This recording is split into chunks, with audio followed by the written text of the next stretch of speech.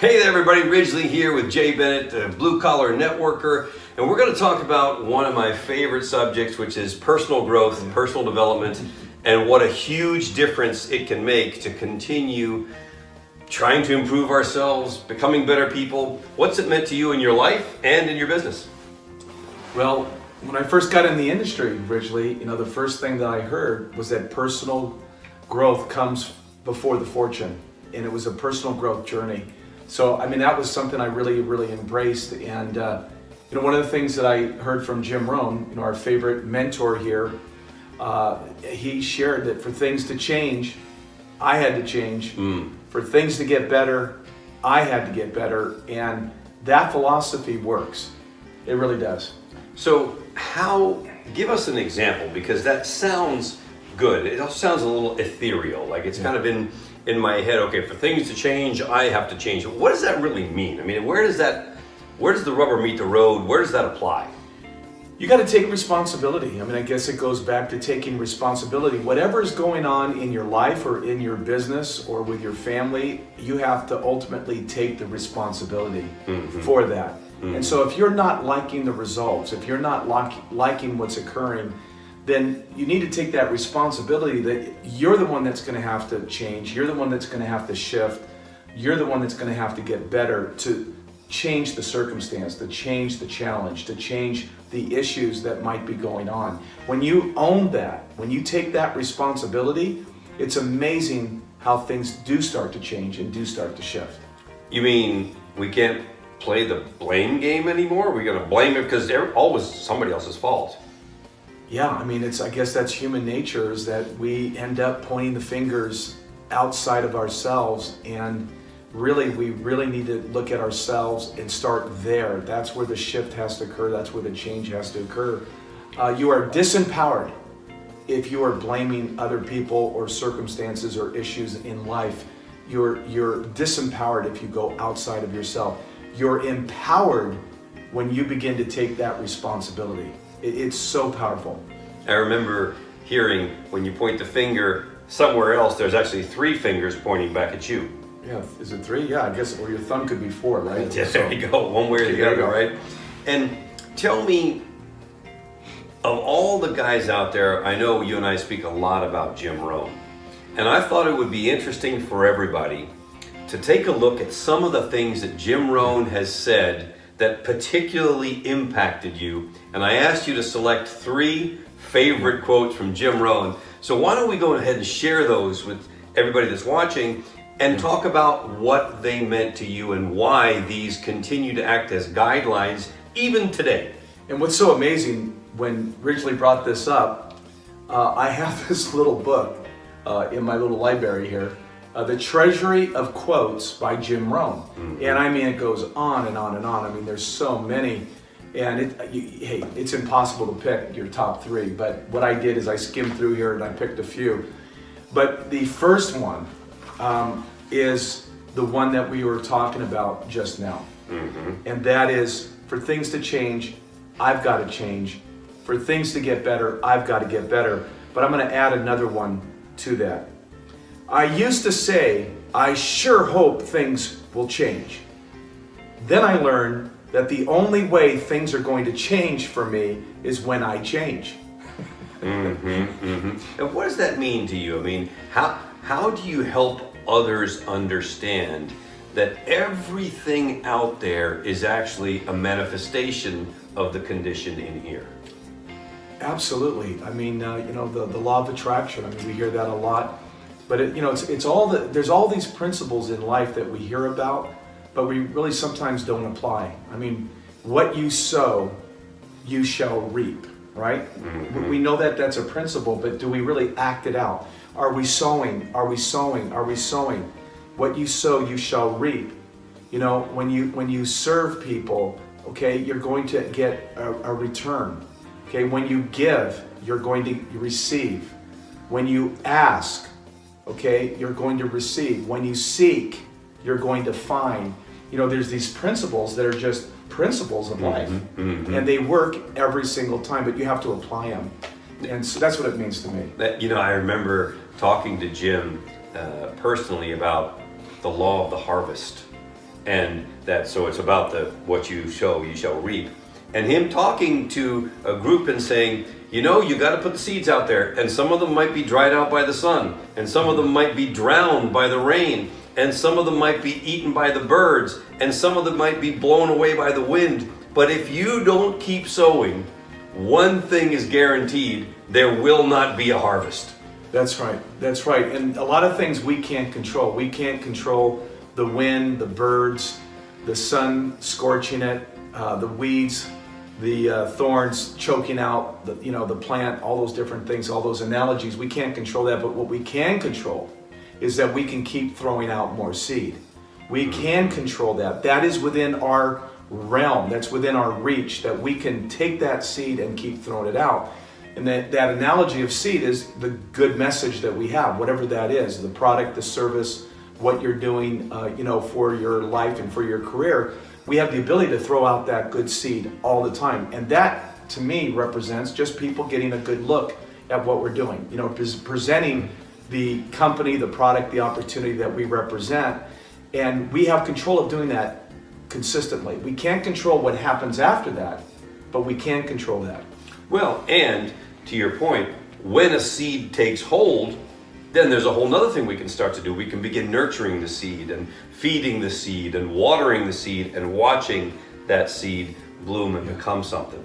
All right, what's the second one? Let's take a look. All right, this is good stuff. I mean, I could do this all day long. This is kind of fun, so thank you. Oh, my pleasure. Are you kidding? Me and Jim go way, way back. Yeah, and I met Jim Rohn, by the way, in a one-on-one kind of setting where he was doing kind of like a little practice before the big game. Mm-hmm. He had like 30, 40 people in a small room in Orange County, California, and I was front row seat 2 days in a row. Think about that. Nice. 30, 40 people where he went through everything for 2 days. With nice. 30, 40 in the room. I mean, he spoke in front of, hundreds of thousands. That's right. And it was really fun. And I really got a chance to get to know him and meet him. He was a fabulous guy. It was my honor to be associated with Jim for a long time. So. Yeah, special person. All right, what's the second one? So the second one is discipline. And I like this one because it really is the difference maker. And he says it just perfectly. Discipline is the bridge between goals and accomplishment. So what does that mean for you? Discipline is the bridge between goals and accomplishment. Yeah, and I think I see, I built, I've got a large organization. I've dealt with a lot of people, and how many times have I seen people write their goals? How many times have we put a goal sheet in their hands and they fill it out, and it just, I'm going to do this, I'm going to do that, I'm going to do this, I'm going to do that. I'm going to make this amount of money, I'm going to get to this rank, I'm going to do all this by this time frame, and then you look around and they're gone. And they're gone. And they've disappeared. And what I've started to realize is that, anybody can kind of put out a goal.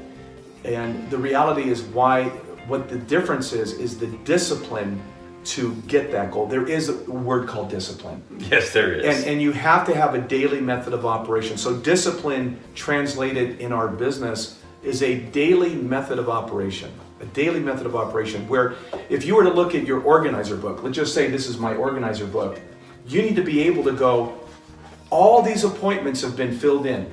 Mm-hmm. Every hour on the hour, I've got an appointment, I've got a conference call, I've got a Zoom call, I've got a meeting, I've got a training, I'm meeting this person at Starbucks, we're doing the big event here this Saturday, we're doing this, we're doing that. And you filled in your day timer, if you will, with work.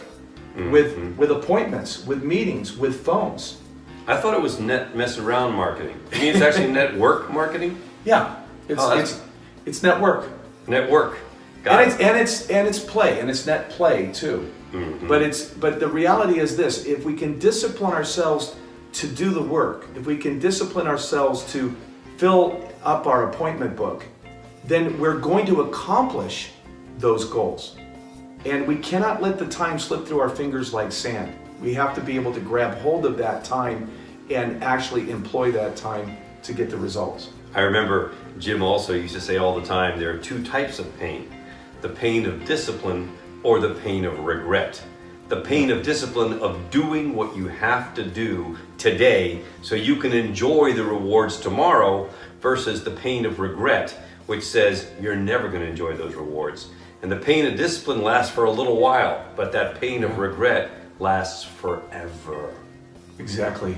And we all have those times, folks. I mean, we have those crossroads in life where we have to make the decision whether we're going to get the job done or we're not going to get the job done. I mean, really, it comes down to it. I know I had my valley of decision, I'm going to say about 12 years ago.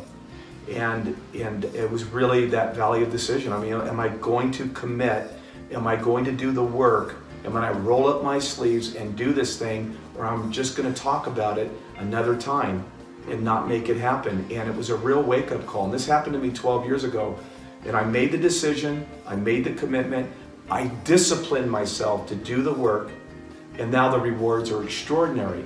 And I will tell you, there's no regret now. There is none. Right. There is no regret. There's only thanksgiving, because I did pay that price. I did sacrifice when I needed to, so I do have that reward. And I would share that's available for all of us. That's available for all of us. Last one you had with Jim. So the last one is, and this is a very, very good one. I like this. I think this is a good way to finish it up. There's a lot of things we could say. Again, there's so many different things. But journaling. And journaling, if I'm not mistaken, Jim Rohn was the one years ago that talked about it. And I didn't do it when I first heard about it. But then the minute I started journaling, I think I got to go back maybe 20 years now, I finally said, okay, you know what, I'm going to start journaling. And think about it. You can journal so many different things in your life. You know, it can be when you're at the event and you're taking notes at the event. It could be on a podcast. It could be a YouTube thing that you're looking over. It could be you're going to church and you're journaling some things, or you go to a personal development seminar and you're journaling it. You want to date it and all that kind of stuff. But here's what Jim Rohn said. Be a collector of good ideas, but don't trust your memory. Okay? Okay, because I mean, what is it, 10% retention, maybe. I think? At best, maybe. It's a 10% retention. So you've lost 90% of it. That's just what it is. So the best collecting place for all of the ideas and information that comes your way is your journal. And it's so true. You know, I now have a library of books that I've completed, journals that have been completed. You can't write anymore in them. And I can go back to these journals and I kind of go back, and it's a great way to reflect at your life. And I look back and I go, wow, that's where I was then. That's what I was thinking of. That was like a big goal then. I'm like, wow, that's crazy. And see how far you've come. So it really builds you up, actually. And it kind of gives you a way to reflect and see the progress that you're making. Also, it's a great way to gather more information, and information that you know, but you can help put kind of the pieces together. So when I'm doing meetings or trainings, or I want to get on a conference call or a Zoom call, I'll go through my journals real quick, pick out a couple of things that make sense for the moment, and they apply right then. But if I didn't have that journal, I couldn't have drawn from that. So what would you say in closing to anyone who hasn't yet gotten on the bandwagon of personal development and personal growth? What would you say to encourage them that, hey, time is now?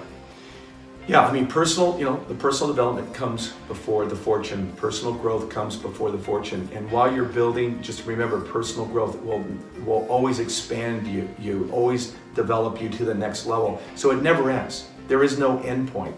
You grow to the next level, and when you get there, you grow to the next level. So I would say, get caught up with the journey.